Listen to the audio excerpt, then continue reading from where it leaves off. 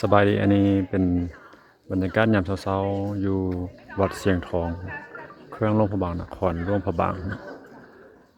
ซึ่งวัดแห่งนี้เป็นวัดหนึ่งที่เก่าแก่แล้วมันก็มีคุณค่าทางด้านวัฒนธรรมของหลวงพระบางเฮาเนาะเป็นอีกสถานที่หรือว่าวัดหนึ่งที่ถูกบันทึกเข้าในอ่าหลายชื่อของมรดกโลกเนาะวัดนี้สร้างขึ้นในปี 1560 โดยเจ้าชีวิตไสยเชษฐาธิราชเนาะซึ่งเพิ่นสร้างวัดนี้แล้วเราก็ได้ย้ายเอานครหลวงจากหลวงพระบางไปเวียงจันทน์เนาะ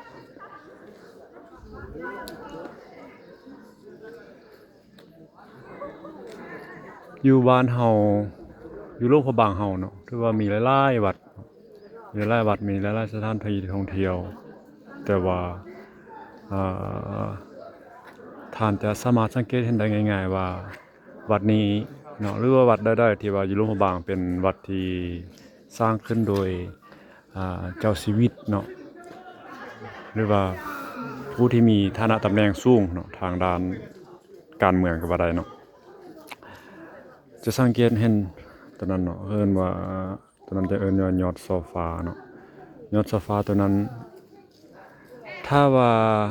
ประชาชนทั่วไปสร้างวัดเรามันจะมีประมาณอ่า157เนาะตัวนั้นจะมี157ยอดเนาะแล้วถ้าว่าเป็นพระสงฆ์สร้างเราจะมี759เนาะ789ประมาณนั้นแล้วถ้าว่าเก่าขึ้นไปเนาะเก่าขึ้นไปเราจะแม่นผู้ที่มียุทธบรรณศักดิ์เนาะแต่ว่าตัวนี้เช่นว่าตัวนี้จะมีอยู่17เนาะ17ยอดโซฟา17ยอดโซฟาเนี่ยจะหมายถึงเจ้าชีวิตเป็นคนสร้างเนาะเพราะว่าท่านจะไปอยู่ไสอยู่วัดได้อยู่ทั่วประเทศลาวเนาะถ้าว่าสังเกตเห็นยอดโซฟามีหลายกว่าเก่าอันขึ้นไปเนาะนั่นหมายถึงว่าผู้ที่มีตำแหน่งสูงหรือว่าเอ่อเรียกว่ากษัตริย์เนาะเป็นคนสร้างส่วนอันนี้เขาจะเอิ้นว่าฮ้อเนาะเรียกว่าซิมน้อยเนาะซิมตัวนี้ทางในจะบรรจุพระพุทธรูปปางนอนเนาะปางนอนอยู่ทางใน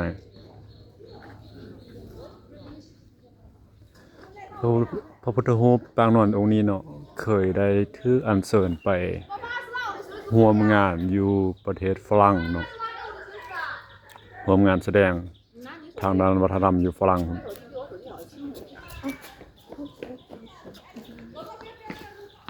แล้วฮ้อตัวนั้นเนาะฮ้อไว้ตัวนั้นจะแม่นฮ้อเพิ่นประดิษฐานพระม่านเนาะพระม่านเพิ่นจะได้ประดิษฐานอยู่ทางในหั่นเนาะพระม่านก็ถือว่าเป็นพระที่ว่ามีชื่อเสียงเนาะอยู่ในหลวงพระบางนี่แต่ละปีเนาะหลังจากที่ว่าเพิ่นได้อ่าอัญเชิญเนาะพระบางลงหดส่งแล้วอัญเชิญกลับขึ้นฮ้อเนาะแล้วจึงจะอัญเชิญพระม่านองค์นี้ลงเนาะลงมาหดส่งเนาะและทุกๆปีที่ว่ามื้อที่เพิ่นอัญเชิญพระม่านลงมาหดส่งนั้นจะมีเหตุการณ์แปลกประหลาดขึ้นเนาะคือว่า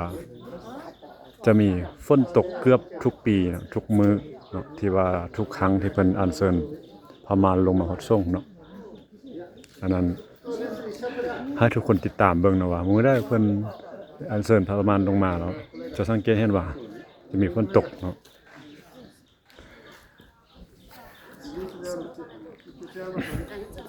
หลายคนก็บ่ฮู้ว่า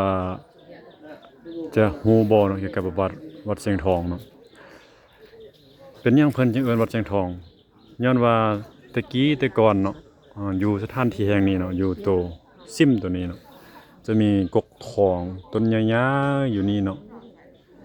ใหญ่ๆสูงๆหลายอูมหลายนั่นเนาะอยู่นี่ถึงว่าเป็นบ่อนที่อยู่อาศัยของสัตว์สาวาสิ่งต่างๆเป็นนกเป็นฮอกเป็นสัตว์ป่าเนาะในเมื่อก่อนเนาะ หลังจากที่ว่ากกทองตัวนั้นได้ตายไปเนาะตามอายุขัยของมันเนาะตายไปแล้วมันก็เพิ่นก็จะสร้างวัดตัวนี้ขึ้นมาเนาะแล้วก็สร้างซิมนี่มากวมเอาอันต่อของกกทองหั่นเนาะเอออันนั้นจึงเอิ้นเป็นที่มาของวัดเสียงทองเนาะ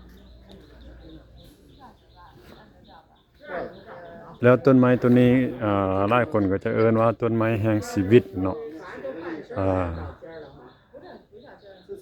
ก็แน่นอนว่าเป็นต้นไม้แห่งชีวิตเนาะว่า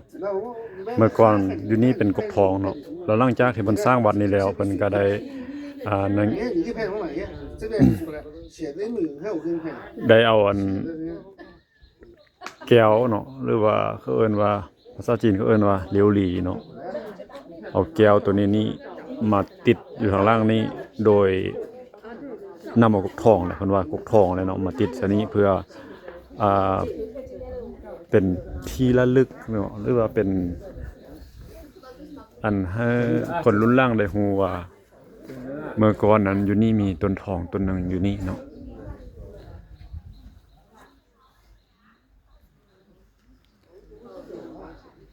แล้วในนั้นเนาะเพิ่นจะได้เอานิทานบูหานของลาวนะสมัยตะกี้มาติดไว้อยู่นี่เนาะเพื่อให้เป็นเรื่องเล่าให้คนรุ่นหลังได้ฮู้ตัวนั้นก็จะแม่นนิทานงัวน้อยซ่องแม่ลูกเนาะแล้วตัวนี้จะเป็นนิทานเกี่ยวกับสามเสี่ยวเนาะมีกวางมีเต่าแล้วก็มีนกเนาะสามเสี่ยวหวังว่าทุกคนก็น่าจะเคยได้ยินนิทานเรื่องนี้เนาะสามเสี่ยวอันนี้เป็นบรรยากาศอ้อมๆวัดเสียงทองหลวงพระบางเนาะเฮาเชื่อแน่ว่าหลายคนเนาะได้มาเที่ยววัดแห่งนี้ก็ถือว่าจะมีความประทับใจเนาะเพราะว่าวัดตัวนี้เนาะจะมีความแตกต่างจากวัดอื่นๆอยู่นะหลวงพระบางนี่เนาะถือว่านักท่องเที่ยวที่มาหลวงพระบางนี่ต้องได้มาเนาะบ่มาบ่ได้บ่จะว่าจะมันแขกที่มาเที่ยวเองเนาะแขกที่มาเที่ยวเองหรือว่านักท่องเที่ยวที่มานำทัวร์เขาเจ้าก็จะมาเที่ยวแห่งนี้ถือว่าก่อนจะมาถือว่ามีรายการบ่เที่ยวตัวนี้เราอันนั้นก็เป็นบรรยากาศคร่าวๆอยู่วัดเชียงทองเนาะถ่ายไปให้ทุกคนได้เบิ่งถ้าว่าผู้ใดมีโอกาสได้มาหลวงพระบางก็มาท่องเที่ยวเนาะมาเบิ่งมาชมมากราบไหว้มาสักการะบูชาสถานที่ศักดิ์สิทธิ์ทางด้านพุทธศาสนาเนาะ